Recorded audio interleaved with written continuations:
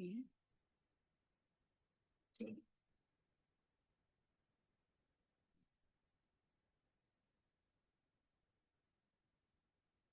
morning, everyone. We are the students from the first PSSG, and today we are going to discuss one of the world's key environmental challenges, which is the management of undifferentiated municipal waste. So first, our research tries to understand under which economic and operational conditions AI integrated solutions can improve the efficiency of waste management systems. We will begin with a brief introduction on the EU context, specifically analyzing two case studies, which are Milan and Malta. Then for these two cities, we developed two AI integrated solutions, an X-ray scanner and another solution which is based on a material recovery facility. Finally, an economic model will assess the benefits, costs, and feasibility of the projects, providing insight into how automation and artificial intelligence can drive the future of waste management system towards greater sustainability. So before diving into the focus of our analysis, we think it is useful to have an overview of the issue, especially within the European Union context. First of all, undifferentiated waste can be defined as solid waste that cannot be recycled or reused, and therefore need to be treated into landfill or waste-to-energy plants. In 2023, the average amount of municipal waste produced in the European Union was around 500 kilograms per capita.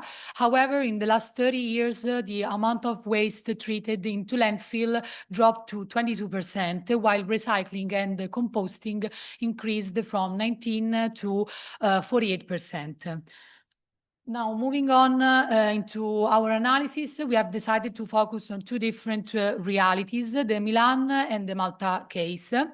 In Lombardy, and especially in Milan, the commitment towards the reduction of undifferentiated waste has increased year by year. And in fact, the amount of the share of undifferentiated waste in 2023 was less than 38%.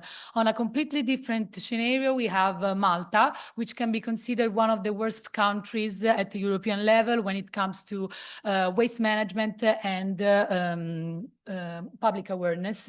In fact, the amount of undifferentiated waste registered in Malta was more than 45%.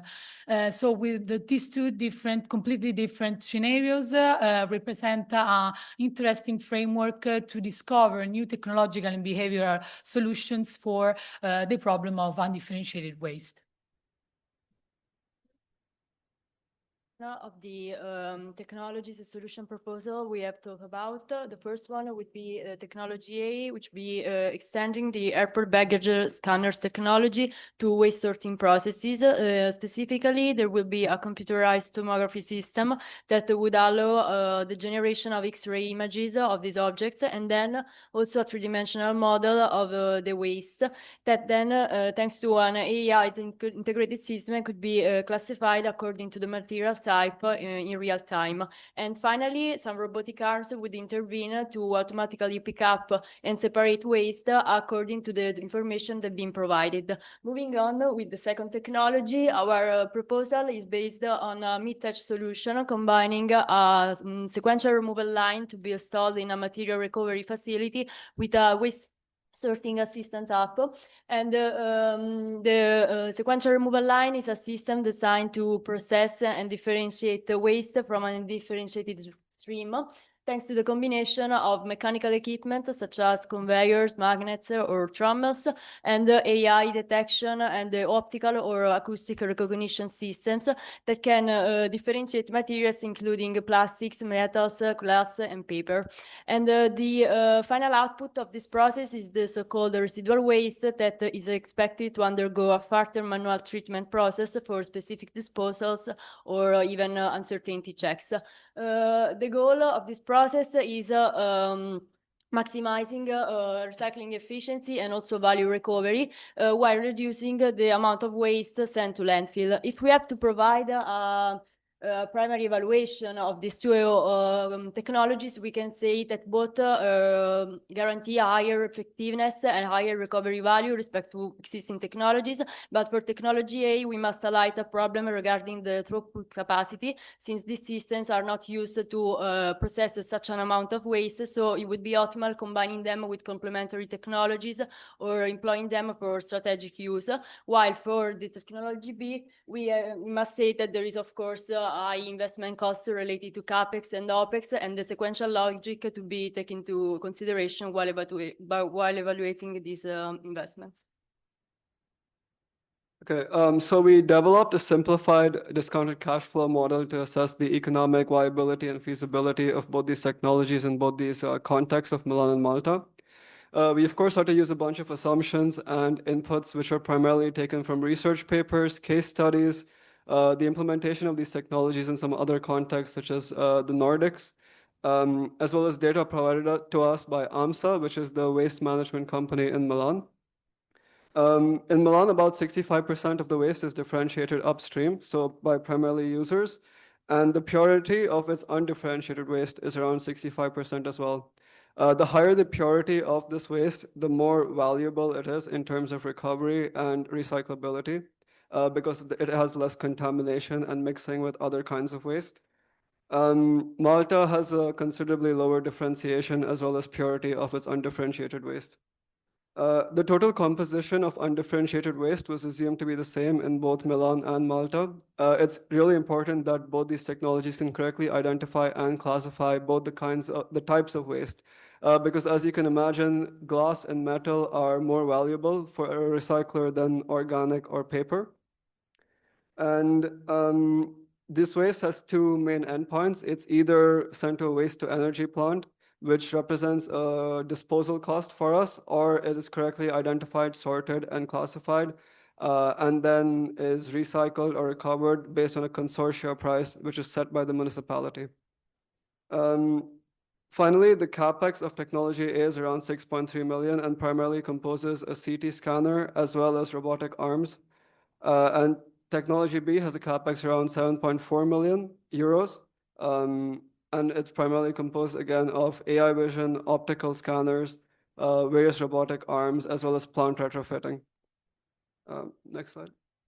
So on the right here, you see a graph or a table of our 10-year discounted cash flow model with the main outputs. The revenues were calculated as the product of the efficiency times the consortia price times the total volume of waste. The efficiency is how well the machine can correctly identify and sort the waste stream. The costs are the total volume of residual waste, which is the waste which cannot be recovered or recycled, times the per ton cost of disposing it in a waste-to-energy plant. And as you can see, based on our analysis, the net present value is positive for in both scenarios for technology B, showing that it's more optimal. So then we performed a sensitivity analysis, which was one of the fundamental tools we used in our research in order to understand how the output changes based on different scenarios and assumptions. So, for example, in this graph, you can see we compared the different scenarios, so with the different locations and the different technologies, and we can see how the net present value increases with the amount of undifferentiated waste. And as my colleague anticipated, the technology B achieves the best results. Then we try to understand the prices and cost dynamics. And for example, one of our main assumptions is that the prices are set by the consortium. So when we move to market scenarios where we don't have this consortium, of course, there is price volatility. And of course, the net present value can be eroded. And so this highlights the importance of policy incentives and subsidies. And of course, we also have to take into consideration the cost that can change. For example, we consider the OpEx. And of course, also this cannot be guaranteed the profitability if it's too high. So of course, we have to consider all these factors. And one of the two main factors that are the drivers of the profitability in this case are both the efficiency of the technology and the purity of the residual streams that arrived to the facility. For example, in this graph, you can see that when we have a low efficiency, with the increase in the amount of undifferentiated waste, the NPV decreases, while when you have an high efficiency, the NPV increases with the amount of undifferentiated waste. So this can lead to an important conclusion that when we have a sufficiently high efficiency, we can decrease the burden on the downstream user and increase the burden of separating the waste on the technology. So after the considerations, I will leave the conclusions to my colleague. Yeah. So in conclusion, our research demonstrates that AI supporting sorting systems could be both economically viable and environmentally effective, significantly reducing the share of undifferentiated waste that is either sent to landfill or to waste-to-energy facilities. However, it is important to achieve the right technological efficiency and to operate within favorable policy and market conditions that sustain the value of the recovered materials. More specifically, focusing on the two solutions, technology A seems to be more suitable in cases where upstream differentiation is already well developed since it has a lower efficiency, whereas technology B, which has a higher efficiency, could also be applied in contexts where upstream differentiation is still limited. Ultimately, our findings highlight that AI-driven automation can play a decisive role in the future of waste management systems towards a greater circularity, sustainability, and efficiency. Thank you so much.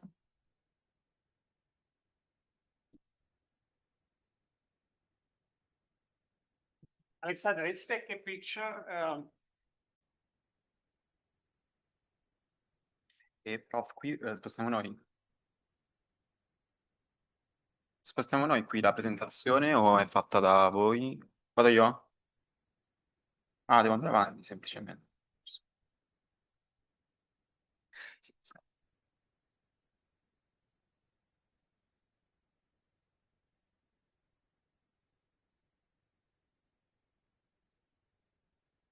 Provato. Si metta tutto assieme.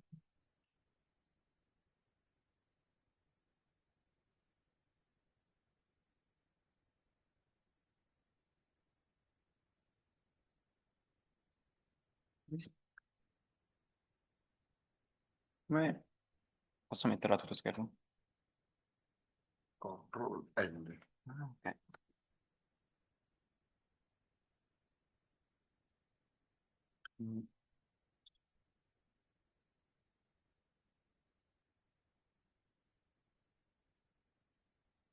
So, good morning, everybody. I'm Luca, and today with my group, we'll be presenting our work on mobility. Let's just start by saying, as Professor Grillo anticipated, that autonomous driving is no longer science fiction, but it is a slow revolution, technological revolution from a niche experimentation to mass stream adoption. Indeed, by 2040, McKinsey estimates that 2/3 of the all kilometers are going to be autonomously driven, hopefully speaking. And this is going, of course, to revolutionize the what, the how, and the why of mobility. And indeed, it's going to bring itself a lot of transformative challenges and socioeconomic impact, but at the same time generating lots of added value that we should be able to capture and to focus on.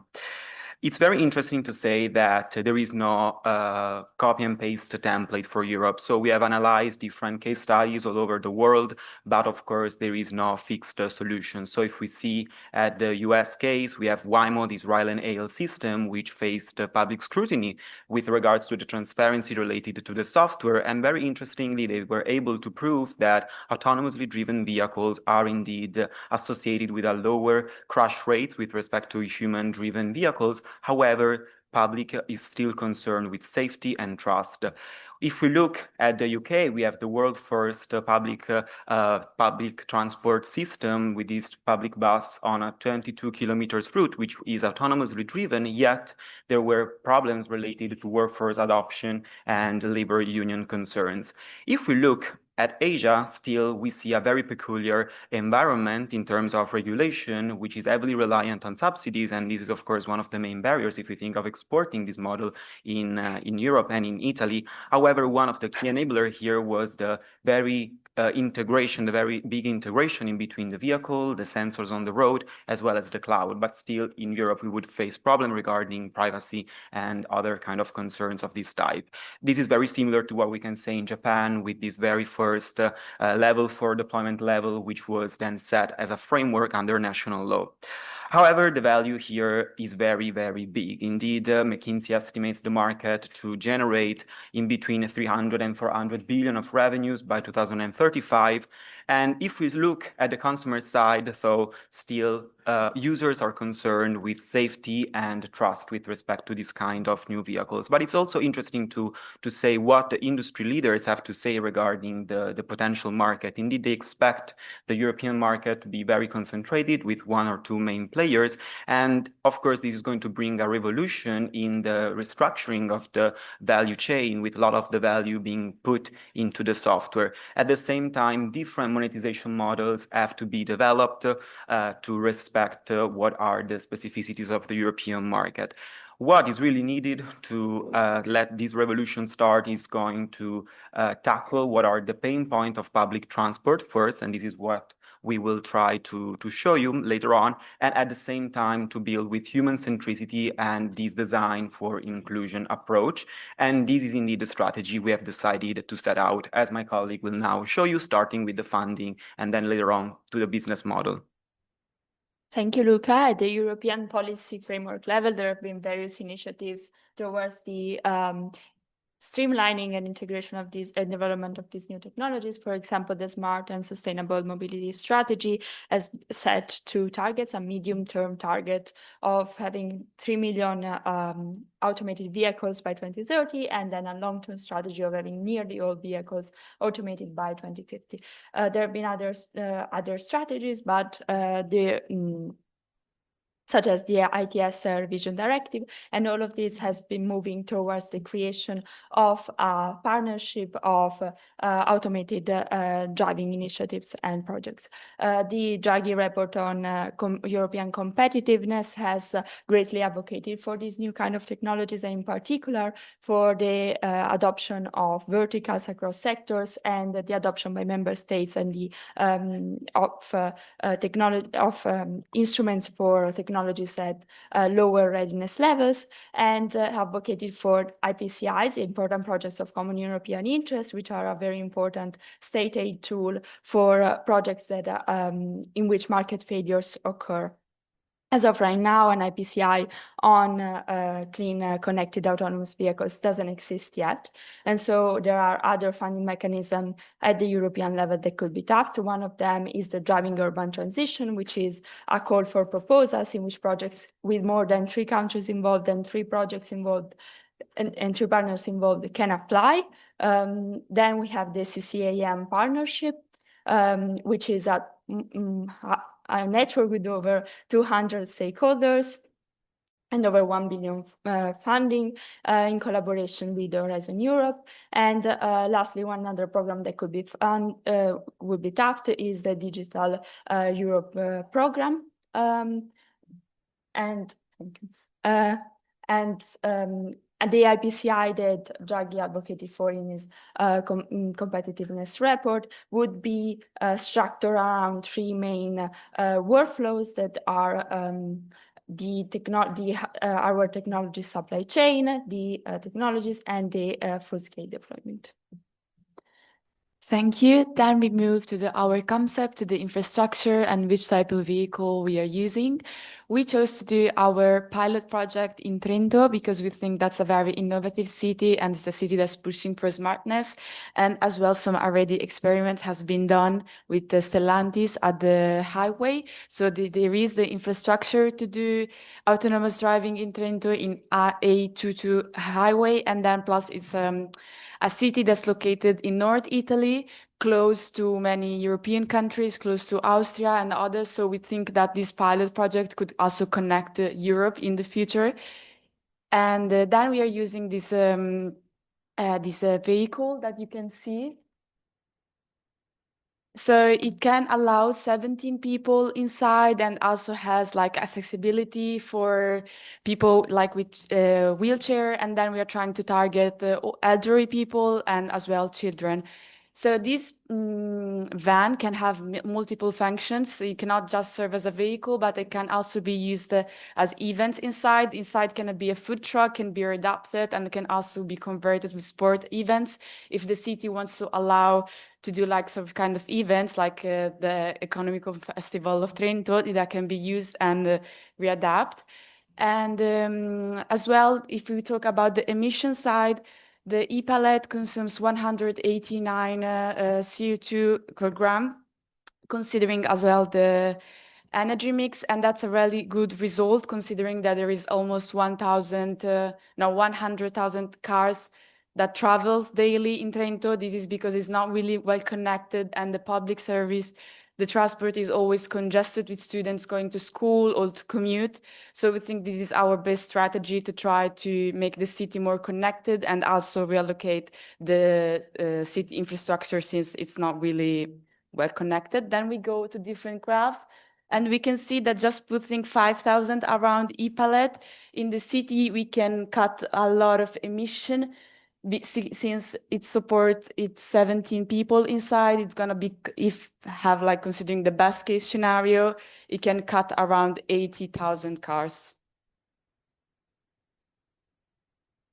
Yeah, so thank you, Mariam. And we decided to, in our business plan, to divide our project into 3 phases. In the first phase, we want to provide these autonomous vehicles for elderly people. Then in the second phase, we target the school mobility. And in the third phase, the entire municipality of Trento. Of course, in order to make this project also economic sustainable, we rely on different strategic partnership, and the most relevant are with the University of Trento, with the Municipality of Trento, and with Toyota e-Pallet. We decided to also include a focus on environmental, social, and security impacts that can be measurable for the very beginning. In fact, in the short term, we can expect to see some environmental benefits, such as lower local emissions and lower noise pollution, while socially, we expected to see an increase in social participation from vulnerable users. In terms of safety, automation can reduce the accident due to human error. Over the medium and long run, if the autonomous fleet is powered by renewable energy and well integrated with the public transport, we should obtain a cleaner, safer, and more inclusive city. To make this transition more credible, we developed a citizen engagement roadmap that is based on the 3 phases that my colleague explained earlier. And across these phases, we rely on 4 pillars, which are transparency, participation, educational awareness, and monitoring framework. With monitoring framework, we decided to develop a live dashboard that integrates social, environmental, economic, and technology KPIs with citizen engagement feedback. This ensures that engagement is not just a communication, but it also includes the feedback from the users to create a more an improvement in the overall system. So this marks the end of our presentation. Thank you. And we want to thank our professor that's online. So yes, thank him for the support. Professor Silva and Professor Grillo. Thank you.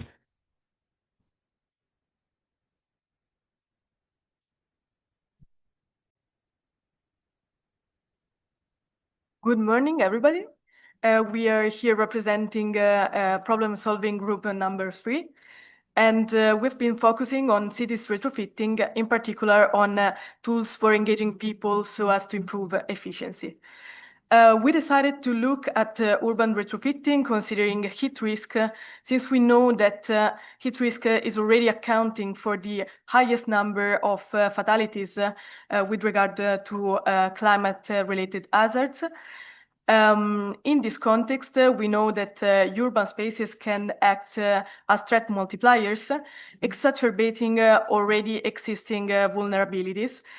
Vulnerabilities that have already been identified and met through the systemic cooling poverty indicator.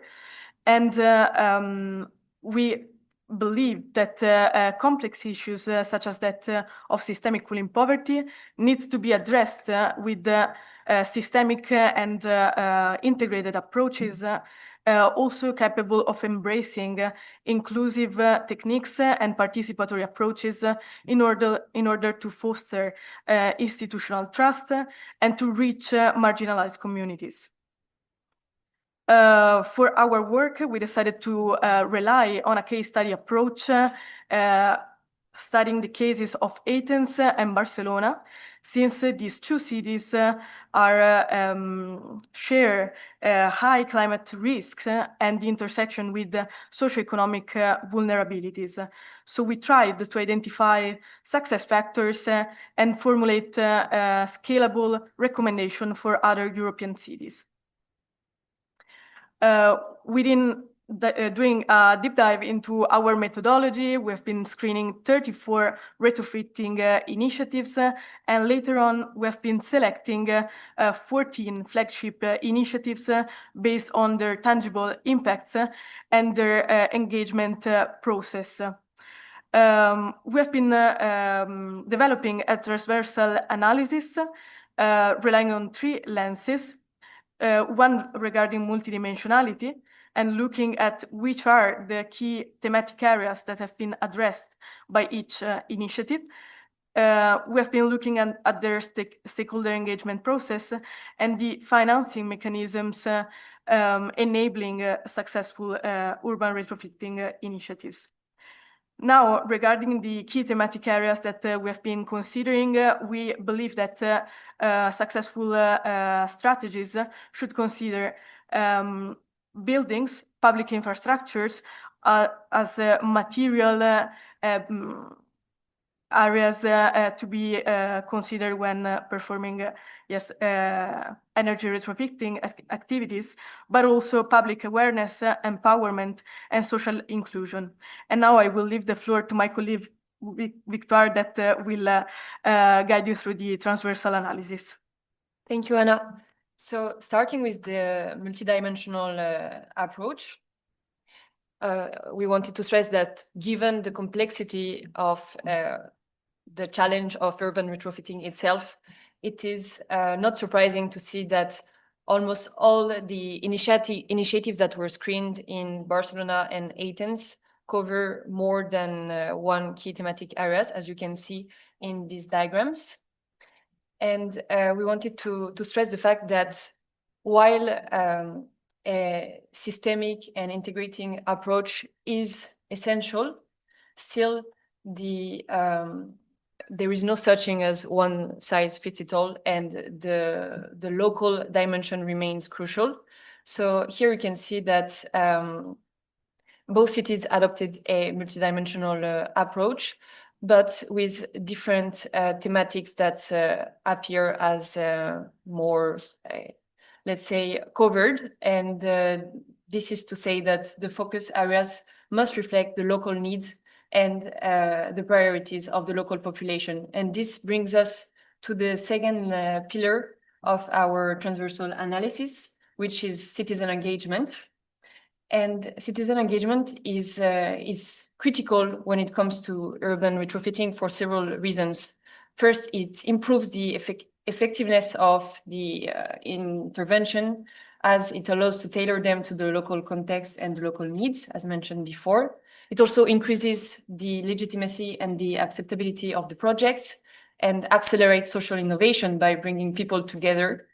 And finally, it's also critical in terms of procedural justice and citizen empowerment. However, despite this, significant gaps and challenges remain, especially with regards to the representativeness of a more marginal population, and also given the lack of resources and capacity provided for citizen engagement.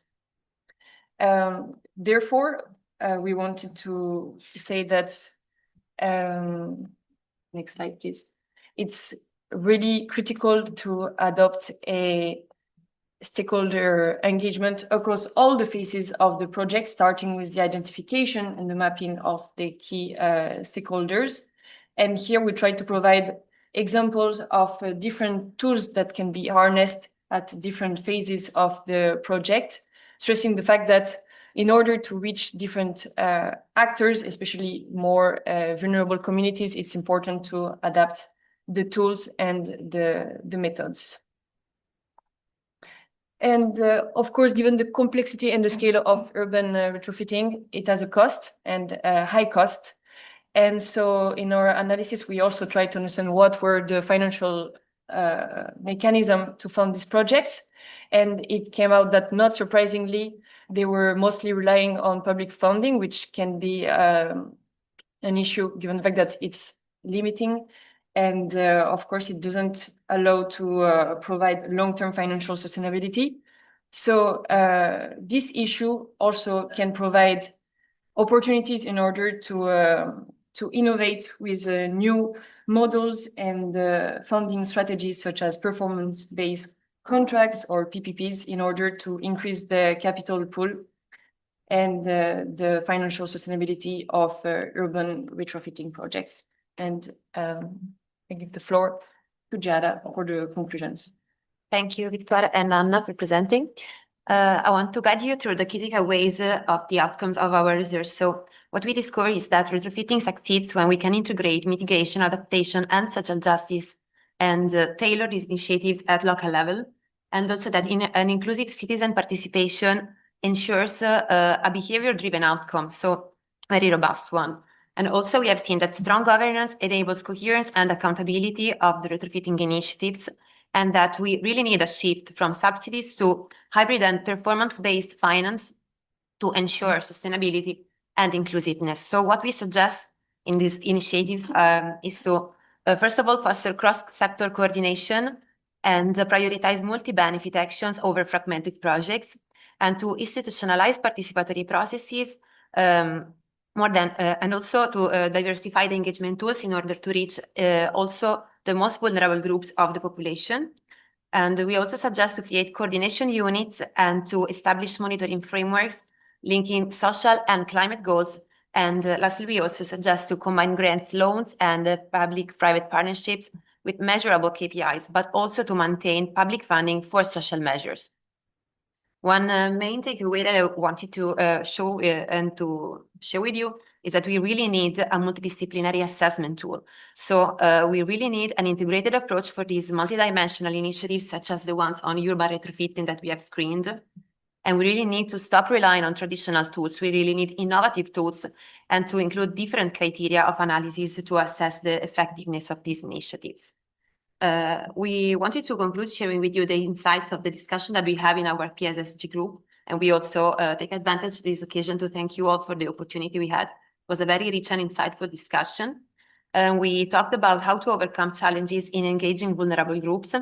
So we really need a shift from engagement to empowerment. So to work with citizens and local organizations, I'll talk about them. We highlighted the key role of education and the stress that co-benefits that really need to be shared with the communities when we talk about urban retrofitting. And in order to link adaptation finance with climate agenda, we really need to promote innovative business models and CSRs. And also we really need to conduct exercises to align existing public expenditure with climate commitments. And to tackle the lack of granular data, we need to combine those data which are already available with citizen apps, for instance. And we wanted to conclude with this sentence, which summarizes our work, which says that the challenge of urban retrofitting can turn into a new opportunity to foster innovation in finance, energy efficiency, but also, and most importantly, in social inclusion. Thank you.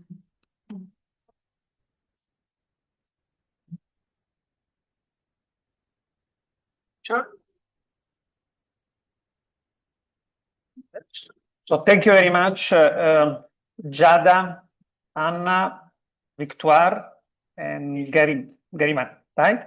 You are the future.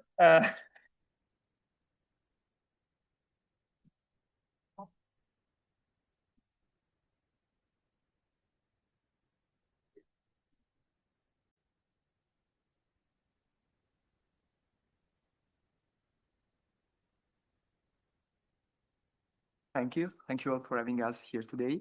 In our project, we try to address one of the main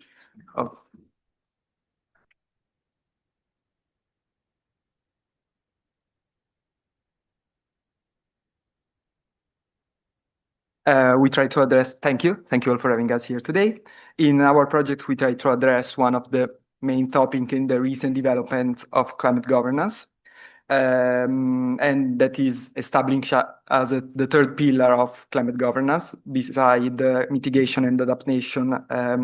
Now we talk a lot about loss and damage. And yeah, we try to set like problem setting about this urgent issue. I think we do not have time for the historical development. Here we try to explain what are the crucial steps for the development of the loss and damage within the UNFCCC institutional background, and we try to summarize the what happened in the last COP29. And basically, the idea is that something a fund has been established and operationalized, and a new collective quantified goal on climate finance has been established. But yeah, there are still some problems, and yeah, the big elephant in the room is that both of these measures risk to be underfunded.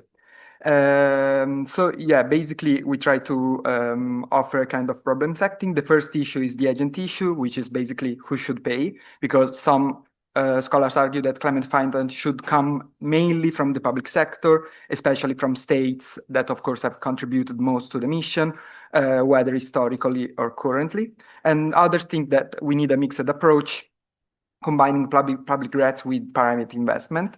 And yeah, those in favor of the public only view appeals to justice and fairness, maybe saying that those responsible for the problem should bear the cost, and that only public funds can ensure stability and equity for vulnerable community. On the other hand, those who support the mixed model appeal instead to the efficiency and feasibility, and they argue that private capital is fundamental to fill the gap that we witness in climate finance, and also a kind of technical gap for the development of loss and damage tool. Then we have like the firm issue, which is basically what kind of spending are we talking about? Because supporters of public grants say that vulnerable countries are owed compensation, and so we are not talking about loans or investment, while on the other side, again, in the name of feasibility, maybe we should be open to other kind of financial instrument, maybe insurance schemes or climate bonds, or maybe investment, loans with maybe some kind of financial returns. And then we have the size issue, of course, that there is something that I already mentioned before, namely that we witness a huge gap in the climate finance. We'll know that the new collective quantified goals aims for about $1.3 billion per year by 2035, but they set as a goal only $300 billion per year. But realistically, that target is far from reach. So perhaps we should think about setting intermediate steps, gradually building capacity and commitment.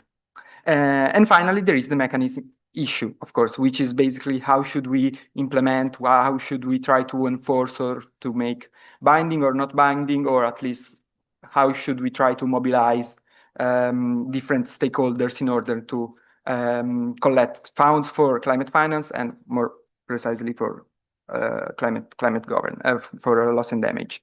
And yeah, basically in our proposal, we try to integrate different a sort of multi-level source of funding, because we believe that we should try to integrate commitment or concern about distributive justice and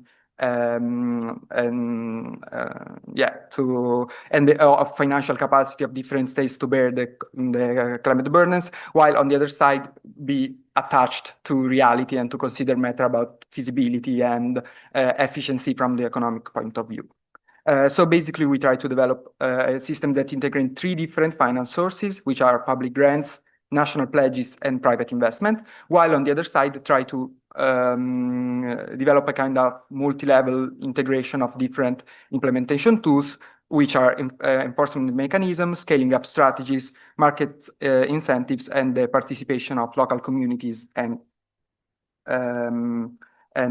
indigenous peoples. The first layer of this proposal, which is bounding public grants, and the first answer to the agent issue is that we try to develop reflects the idea according to which all the parties of the UNFCCC should contribute to the first layer of climate finance in accordance with the principle of common but differentiated responsibility.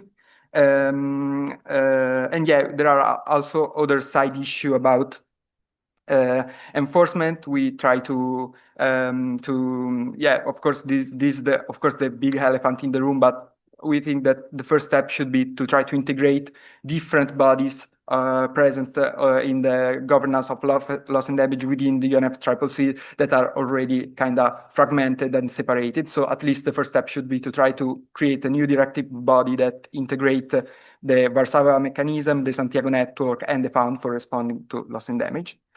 And yeah, the idea was basically we try to develop a because of course there is another big problem, which is how should this financial burden be shared fairly among these major emitters.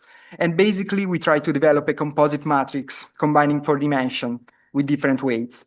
Basically the cumulative historical emission share, the current global, the cumulative historical emission, the current global emission share to reflect the kind of polluters pay principles, the GDP and the GDP per capita, weighting slightly different to reflect the kind of ability to pay principle. So yeah, this is like a very rough and general and ideal calculation that we use to try to have an idea grasp of the proportion of the commitments of each country. And here you can see a very rough graph about how the allocation of cost would look like according to our calculation. And yeah, I must stress that that the weighting system that we decided to use for each parameter is not derived from strict empirical calibration. The way which we choose to adopt aim to basically reflect key principle of climate justice, polluters pay principle, and ability to pay principle. So of course they are not strictly technical indexes. And this is the reason why we choose to show a visual graph instead of the full data set table. And yeah, I think that we can go to the national pledges. Thank you, Mark. Thank you, Alessandro. So in addition to the state binding grants that Alessandro just exposed, we decided to add another source of funding, which are state pledges. Pledges already exist in the existing policy on loss and damage. So we try to build on that to make them more effective, because as we said, they are severely underfunded, and to make them more just in accordance to climate justice principles. So they have an additional nature, so they do not substitute the grants. So you cannot escape the binding grants.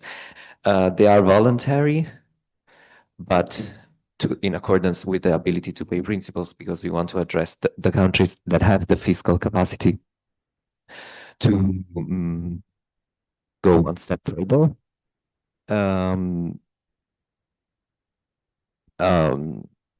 But there is a condition. The condition is that the amount of the pledge cannot be lower than the lowest contributor country that we showed on the pie chart. So basically, given the amount that we sketched of 300,000, pledges cannot be lower than 3 billion, basically. Again, this is in accordance to the ability to pay principle, and like to avoid any greenwashing or virtue signaling by the contributors. So yeah, that's it. And that brings us from the public funds that we're using to the private funds, because as we initially established, we have a severe gap between what we actually need and where we are financially speaking. And so in our next step, we're trying to integrate the private market, and we do this through 3 layers: incentives, climate bonds, and a global mixed public insurance scheme. Essentially, the idea behind all of them is to take out some of the risk and some of the damages and motivate private funds.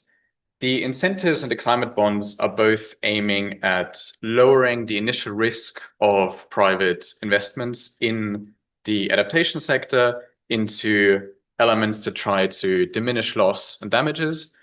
And they do this by taking over or reducing financially the risk for corporations in the initial period, in the settler period, by helping with initial funding and by helping to cover for potential losses. And additionally, providing services. There could be information, there could be frameworks. So essentially providing some ground up information to groups that aim to invest in certain areas in order to help lower the initial risk factor. There's a soft conditionality condition on this. If companies decide to take up this public funding in order to help overcome the initial risk, then they need to additionally not just attempt to undo damages, but also build forward, which means to invest not just in any technology, in any kind of infrastructure, but in those that diminish future risk. That could be more resilient agricultural practices, that could be safer infrastructure, with the aim of reducing overall vulnerability and risk, which also means that this is some form of virtuous cycle where the more investment is happening in this, the less initial risk support needs to be there. And talking about risk, there's also a just general element of incredible risk within climate change. And this is where the insurance scheme comes in, where the idea essentially is that you use public and private funds in order to establish a mixed insurance scheme, drawing on the fundament of public grants and combining this with the private knowledge and financial means to close the financial and technology gap and ultimately provide some form of insurance that allows countries to recoup the actual losses. So we have some elements that try to motivate and mobilize the private sector in order to undo damages and build forward, and at the same time a mechanism that allows us to reduce the actual losses that are being incurred. And these are the three financial elements of our proposal. And then we have one last social element. So the third proposal is included in the implementation tool proposal, which wants to pay attention to the inclusion processes regarding indigenous people and local communities' participation in loss and damage decision-making. Because while they're formally accepted as fundamental stakeholders in climate policy, in practice, they structurally lack access to the decision-making level. So we identified two key points of this marginalization on the institutional level, which is mainly the fact that the only body that represents them, which is the local community and indigenous population platform, indigenous people platform within the UNFCCC, has a mere consultative role. So the decision and recommendation are not binding. And the second is that the UNFCCC itself has a fragmented structure, and its bodies do not have direct influence on each other. For example, the indigenous platform and the funds for responding to loss and damage. So we proposed three main policy-centered recommendations based on climate justice and fairness principle to advance the institutionalization of the indigenous people as political actors with decision-making power. So the first one is that the UNFCCC should include permanent indigenous participation with formal status and decision-making influence within its institution. And this could be done first by mandating indigenous representation in the membership of other constituted bodies, for example, the Fund for Responding to Loss and Damage or the Green Climate Fund. And second, by the establishment of a work stream synergy between the local communities and indigenous people platform and the UNFCCC institution dealing with loss and damage. Second, given that not all climate change harm might be only economically quantified, these communities should have the opportunity to develop methodologies and frameworks to define and assess their non-economic losses resulting from climate change. And third, also there are several systemic barriers to indigenous and local communities' participation and engagement in climate policy. And therefore, for example, their representatives should be provided with financial resources and technical assistance, such as travel fundings, interpretation services, long-term capacity building support for the organization when they are required to actively participate in the various negotiation bodies or events within the UNFCCC. We also should think it's crucial to keep in mind that indigenous people and local communities are not homogeneous groups, but are deeply fragmented. Therefore, within more general recommendation, there is a need for context-specific and culturally grounded solution whenever it's possible, that need to be worked out by and with the affected parties. As was underlined 2 days ago in this conference, there is no discussion about them without them. So this, I think it's the...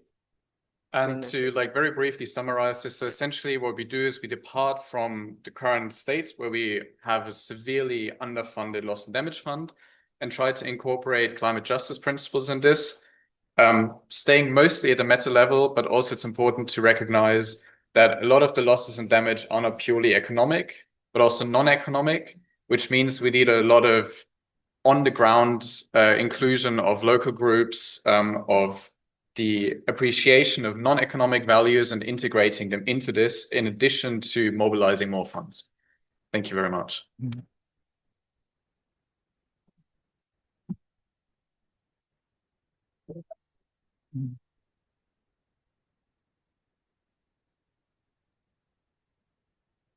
Let's have also Professor Gianfranco Pellegrino, Director of the AXA Lewis Lab on Climate Risk and Justice. On Climate Risk and Justice, let's take the speak. You are the present. Thank you. Good morning, everyone. We're from Este Bocconi. We're missing 2 people, but me and Vittoria, we're going to present the outcomes of our paper on transmission and distribution challenges in the energy transition. So secure and sustainability and resilient energy system is a central pillar to international frameworks, such as the Paris Agreement, SDGs, and the International Energy Agency Net Zero Roadmap.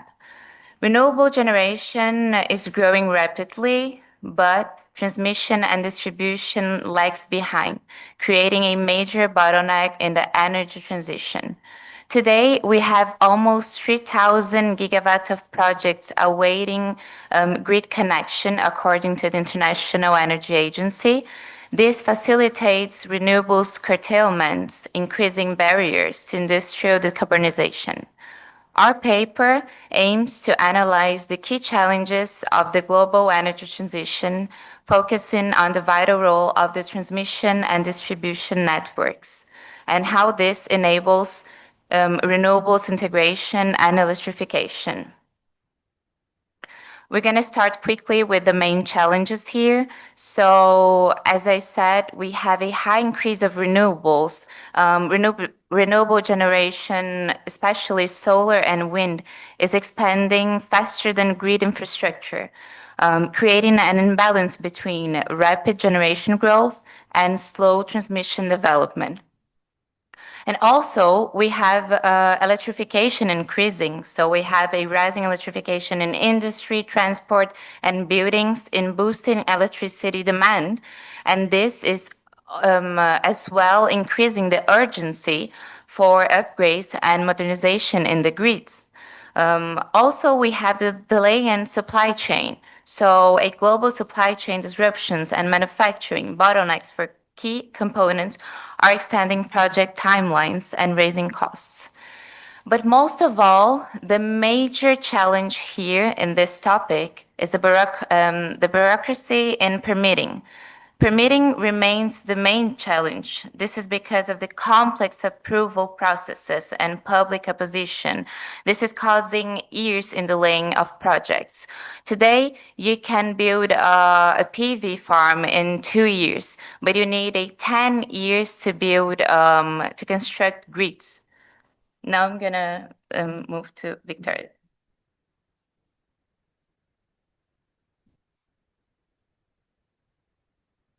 Oh. We would like to introduce the cost of inaction versus. I don't know what is going on. I would like to introduce the cost of inaction versus the cost of investment now. This is a very important topic because this will accelerate the process of investing in networking, especially in transmission and distribution.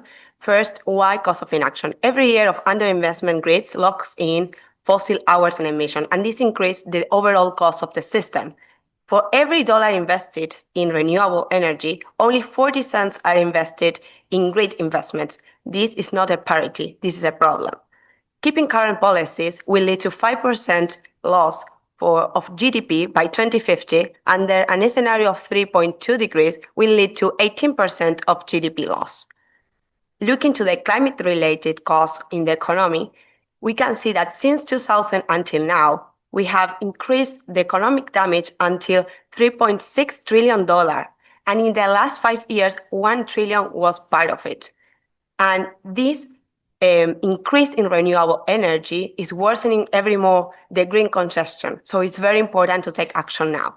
In 2023, between $4 and $5 billion were needed in Europe in order to remedy this cost of lack of investment in infrastructure. Second, why acting now? We would like to act now, and we suggest that we need to lift clean investments to between $4 and $5 trillion a year by 2030, and this will expand renewable integration capacity, reducing fossil fuels reliance and emissions. Second, we would like to unblock supply chain and permits. As Jackie just mentioned, is one of the biggest problems of permits because reducing multi-layer delays will increase energy reliance and connect the backlog. Around 1,650 gigawatts of energy from solar and wind are waited in order to be connected, and this will immediately lower the overall cost of energy in the system. Moving to lift to grid capex above $600 billion a year by 2030 will generate disparity between generation of renewables and the grid. Ultimately, that is a very important topic, the market is aligned. Utilities invest in regulated grid assets, and this will generate for them gain stable, transparent returns, improving overall financial resilience. So they are willing to invest here. Moving to the cost of inaction, it generates several consequences. So we divided our analysis in 5 main pillars. First, climate cost, because grid investment delay renewables and increase emissions, and climate locks in. This generates an impact in climate change. So the higher the impact, the more erodes in ecosystem services. And this is worth of $225 billion annually by 2030 estimated. Also, the rising of temperatures have consequences in overall economy, reducing productivity, lower investments, and loss of general output. Looking at the permitting cost, as I mentioned before, generates significant costs for all renewable projects, delaying these projects. Also, the long timeliness has an impact on the overall cost of capital for companies, generating a higher WACC for companies and delay of benefits. Overall, each day of delay increases the cost and emissions in total. Looking to the social cost, underinvestment networks raises prices and limits access for people, worsening inequality. Moreover, the delays in grid generates an increase in the rate of unemployment. Looking at the higher impact on climate change to people, it generates more illness cases and deaths. So this is a very important topic, not only for companies, but also for society. And the social cost of carbon is around $190 per ton per CO2, looking at the discount rate of 2%. Moreover, on the systemic cost, the slow in grid expansion increases the blackout risk. This is a very important topic because we have seen this year a very huge episode in Spain and France due to the lack of investment in infrastructure for the network. Second, the lack of grid expansion generates price volatility and instability because of lack of storage. We've seen negative prices events. And looking at the energy security, there is a threat. Why? Because countries rely on imports of fossil fuels, and this, in a scenario of geopolitical risk, generates shocks where countries need to strengthen their political regulation in order to increase renewables and reduce the risk to geopolitical threats, and also to commodity price spikes. Looking at the last pillar, the financial cost, underinvestment lowers enterprise value. Why I'm mentioning this is because when we calculate the NPV, right now companies are integrating the shadow price of carbon. So if companies needs to emit more and increase the overall emissions, the value of the company decreases because the free cash flow, that is mainly revenue minus cost, discounted today, this free cash flow also integrates the cost of carbon and emission, integrates and internalize the externality of pollution. Second, we would like to mention the financing risk and trapped capital, because grid delays strands renewables projects in queues, and this slows the revenues for companies and expose developers to penalties too. And looking to delay in the transmission and distribution investments, this leads overall to higher energy prices. So this is less affordable for people, and consumers are the ones who pay the final bill. Then delays in renewals in revenues for companies, increasing the risk for companies and the economic system, and reduce of cash flows overall. So the main takeaways we would like to mention here is that delays in grids equals delays in renewables, more fossil fuels and emissions, and higher climate risk. Second, higher WACC, lower enterprise value and low grid spend, higher bills today and tomorrow for consumers. Weak networks turns climate stress into blackout risk and higher social costs and less value added for companies. Now we would like to mention which two technologies we would like to talk about today that we identify as two opportunities. The main one is battery energy storage. Why? Because they maintain grid stability, enhance overall system resilience, and possess black start capability. Reduces renewable curtailment, supports decarbonization and the electrification of industries. That is a very important topic in order to decarbonize the whole economy. 5, leverages advanced batteries technologies. Moving to smart grids, that is the second opportunity we have identified, transform grids from centralized to distributed, two-way digital system. This is very important because it connects the two parts. Second, enables real-time monitoring to automated control for reliability and for instability of the network because of electricity is very unstable. It's a very important topic. Third, integrates renewable storage and EVs safely and efficiently. Fourth, enhance resilience through faster fault detection and response. And 5, improves efficiency and engage consumers in demand flexibility. It adapts automatically. Moving to financing and risk mitigation for grid expansion. The main takeaway here, because we don't like to bore you, thank you for your time here today. We would like to focus on the 3 key points. First one, we will need to, in order to reduce the risk of emerging economies, because it doubles the amount of risk compared to the US or Europe, for example, and it's a very important player here to generate renewables and grid expansion, is to do partnerships between private and public, do also commitment between multilateral banks, because they enable us to reduce the risks in order to giving guarantees, for example, from the World Bank. And third topic, that is a very important one too, is that there is today a sustainable financing. So what does it mean this? That we have sustainable linked bonds, we have green bonds, we have sustainable bonds too, that reduce the overall cost of capital due to a greenium. Like the yield to maturity from a traditional bonds compared to the green bond is much different. Around, depending on the company, but we can see a 3 BPs, 3 basis point difference in the reduction of the cost of the company to issue a bond in the market. And also it's very important to complement this with regulatory innovation. So overall, generating a smart finance with a smart regulation will deliver an expansion in the grid. So doing our analysis, we brought some study cases of countries that are leading the way, but I'm just going to show you quickly. And I'm going to move straight to the recommendations because I see that Francesco wants us to end. So moving to recommendations, what we see here. So basically, as Victoria was saying, we need an increase of investments in grids, but also we need to make sure that these investments are going to the grids, because what we see today is that we have an €1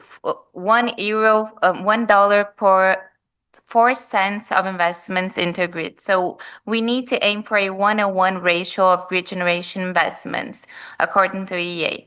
Also, we need to leverage blended finance and green bonds, as Victoria was saying, to lower cost of capital in emerging economies. Also, we need to promote a public and private partnerships and independent transmission projects, as we saw in South Africa and Brazil, to mobilize private capital efficiency.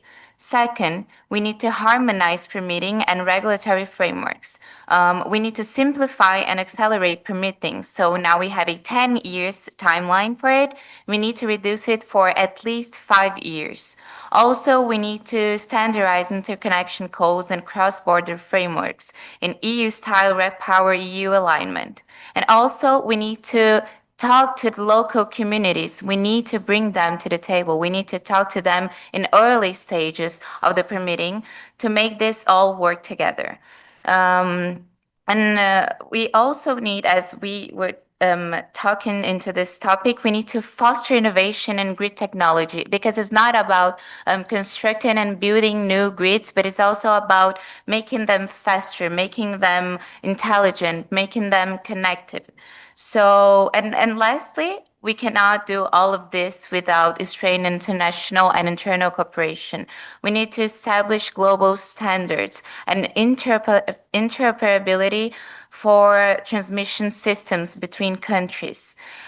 We need to promote regional interconnections in Europe, Asia, and Mercosur to enhance system reliability.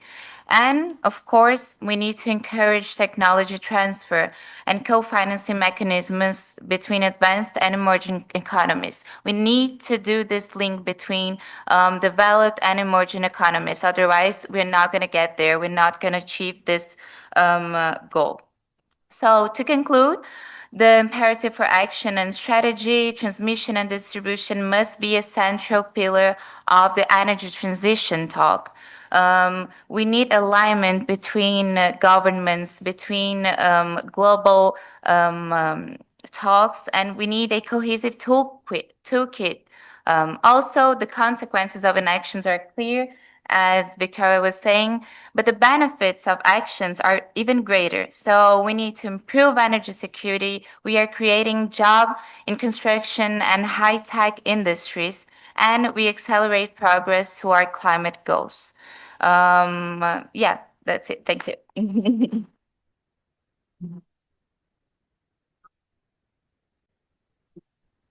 I'm Vitaliano Fiorillo. I'm the director of the Venice AgriLab at Sta Bocconi, our competence center on agribusiness and all the issues related to agriculture and the agribusiness value chain. Here with me, Jasmine. Or Hasmin. Hasmin. But Jasmine is also fine. I'm currently a student in the Masters of Sustainability Management at Sta Bocconi. So we are missing two people for different reasons, but I'm filling in for my students, actually. Okay, yeah, I love my job and I love my students, but today I'm filling in. So the study that the group has developed focuses on soil regeneration and regenerative agriculture. So basically, hi, thank you. Basically, the study wants to highlight how close we are to a solution for soil degradation and, on the other side, soil restoration, and what would be the actions that we should take to start regenerating soil really fast. And the solutions are at hand, they are actionable, and they're there to be implemented, okay? So just, Jasmine, a few words on your study. So first, I'll introduce the structure of our paper. Through this paper, we aim to analyze the benefits of a healthy soil and the threats that affect our soil through an extensive literature review. We also propose regenerative agriculture as a solution towards building a more resilient soil. We also explain what regenerative agriculture means and why is it important. And furthermore, we propose a framework on how to scale it, how to address the financial challenges of such transition, while also proposing a measurement of regenerative agriculture that shifts from short-term profit to a long-term resilience. Can we put this in the middle? So let's frame the problem really quickly. So back in 1963, we had as much as something more than 1 hectare per person on Earth of arable land. And from arable land is where we draw basically 95% of what we eat, okay? So as of today, we're left with something less than 0.6 hectares, okay? Closer to half or less. And it's not only because population grew dramatically, but it's also because we lost lots of land. First of all, because of soil erosion, we lose billions of tons of soil every year. Why is that? Because back in the days, we were used to plow the fields very deep to pick up organic substance that was down in the ground, and so having it available for the new crops, okay? Now, after 80 years of intensive agriculture sustained by technology and chemistry, and especially synthetic fertilizers, now we can plow the field as many times as we want, but we're not picking up anything more, okay? The soil, in many cases, even here in the Pianura Padana in Italy, which is considered to be the most fertile place in Italy and the most productive, actually, large part of the land is considered to be agronomically desertified, which means that you have less than 0.5 organic substance per hectare, okay? So desertified, it means the land is practically barren if you don't put fertilizers and if you don't use technology. But we train farmers to do this. And so for decades, we educated somehow farmers that soil is not that relevant as long as you have good fertilizers and as long as you have technology. So we focused on large tractors, we focused on large machines, very efficient machines, and we have taken a big mistake, which is thinking that machines were the production assets, whereas soil is the production asset. That's our plant, not the tractor. The tractor is a maintenance machine, okay? And all the machines that you can use, the plant is the soil. And in any other business, in any other industry, the first thing you want to be efficient and effective is the plant, okay? You want it to be 100% effective. Now, what about a plant that needs lots of inputs? They are so carbon intensive. Fertilizers, the fertilizer production relies on fossil fuels, and it makes as much as 30% of the carbon footprint of the food industry. Okay, fertilizers, much more than animal farming. Okay, which is known to be the boogeyman of this value chain. Fertilizers are the real boogeyman. And so you have a field that gives nothing, needs lots of inputs every year, over and over again, and it pollutes a lot. Okay, and you don't want this plant. So how do we turn this soil into? How do we turn back this path that we have been down through regenerative agriculture? Regenerative agriculture has nothing to do with organic. Okay, organic agriculture is conventional agriculture, but with no sugar, to make a parallel. The regenerative agriculture or conservative agriculture or blue agriculture, you have many different names. It's a completely different systemic approach. The basic idea is that we stop working on the ecosystem and we start working with the ecosystem, because apparently ecosystems were not so inefficient like we thought. okay? They are very efficient. It's just that we didn't know how to deal with ecosystems. We didn't have all the information that we have today. We didn't have all the studies that we have today. Ecosystems are nonlinear system. It's very difficult to create causal sequences. If you do something, you don't know what the outcome is going to be. Today, we are a little more aware of what is going to be. It's based on minimum soil disturbance, maximizing production, keeping the soil always covered. Okay, in agriculture, I don't know how many of you are familiar with this, but if you, for example, if you want to cultivate corn in Italy, you have 5 months of productivity and basically 6 to 7 months of naked field, nothing. Okay, again, turning into the manufacturing, this means that your plant stops, is idle for 6 months. What's the point? No? So we keep the soil covered with what? With cover crops. Cover crops suck up CO2 because of photosynthesis. We destroy these cover crops in the soil, in the first layer of the soil, and this CO2 is turned into carbon, and so nitrogen that plants can use in the next cycle. So this, sorry.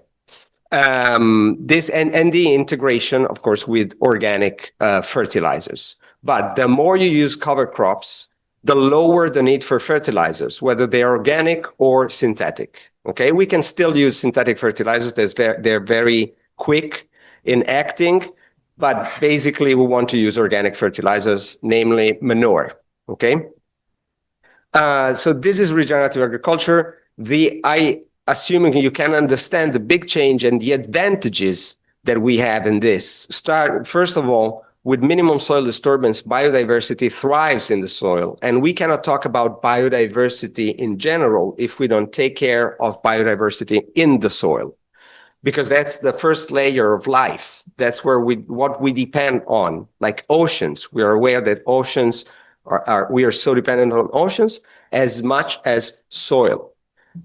We can store carbon up to 4 gigatons a year in the soil. We restore nutrient cycling, so we create other ecosystem services, like supportive ecosystem services. We control erosion. We don't plow anymore. We can get to no tilling of the field. And we have much more resilience against climate change because the soil is always covered, and because the soil in this way becomes more resilient to floods and droughts. So what do we need to scale regenerative agriculture? It's what Jasmine would tell you right now. Were you turning the slides for me?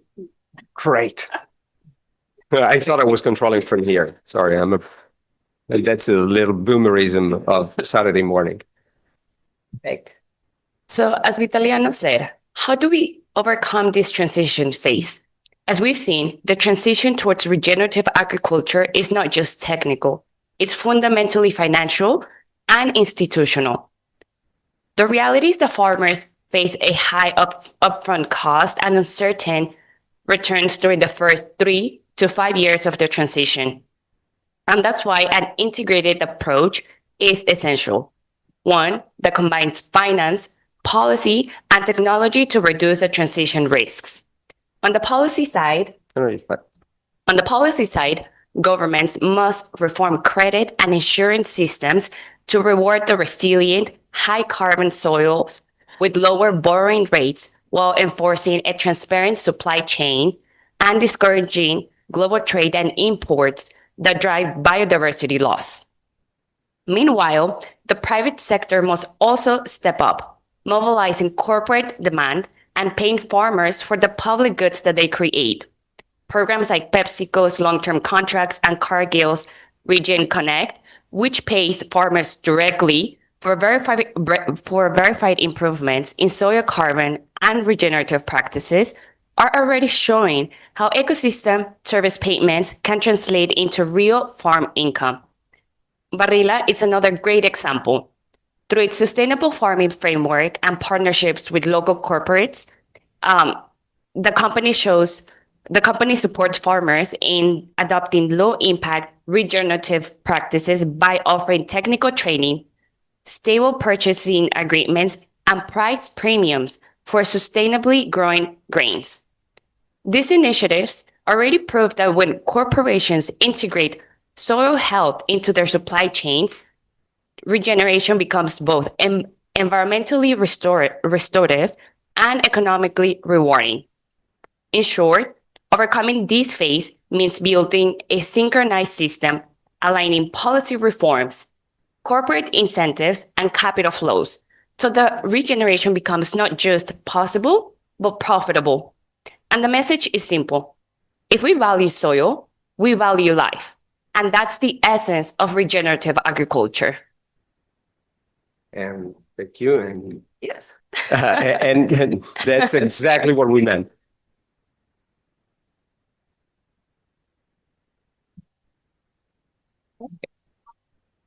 Did we